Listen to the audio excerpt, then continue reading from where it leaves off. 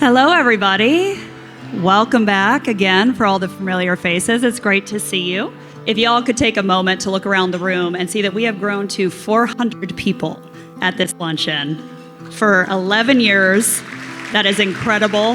And in a time when the world feels very dark, you all are showing up for your community and sharing your light. WAV is special.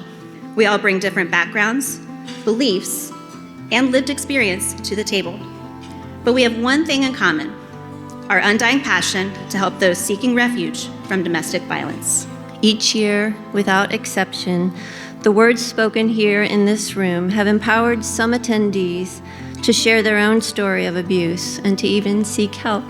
This very luncheon changed the trajectory of the path of some of our colleagues and friends. Violence has no place here. It shouldn't have a place anywhere. So now we have come to the point in the program where you get to hear from an incredible woman who is going to share her story today, not only of what she went through, but what she became from it.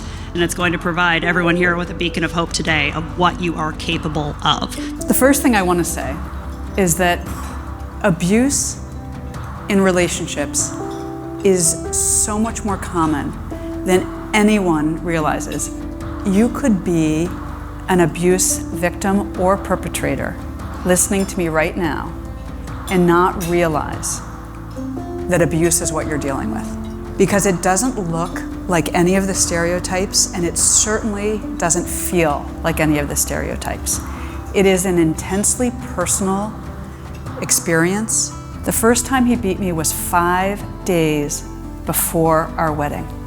He took his hands and he put them around my neck and he strangled me.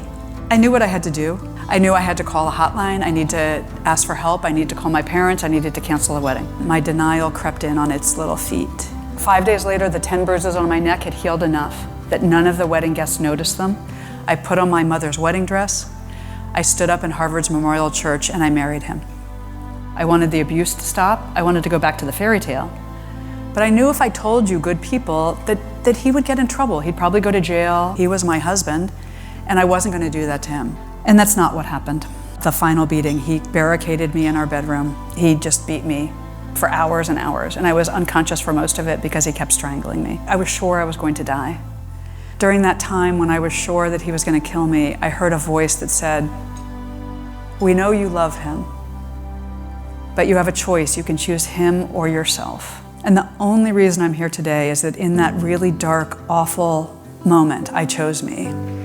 And when I tell my story, what it's like is that it's like you all were there with me during every minute of every beating, every time he held a loaded gun to my head. And it is so powerful. And I think it's what every survivor of abuse in his or her heart wants more than anything, to not feel so alone and so desperate. Because abuse doesn't always kill us. There are times where it does make us much stronger, especially if we get help from places like Samaritan House. I just want to thank each and every one of you. You don't understand how powerful it is what you're doing. By being here, by listening to me, by breaking the silence about abuse, and by helping WAV and Samaritan House to do their extraordinary work.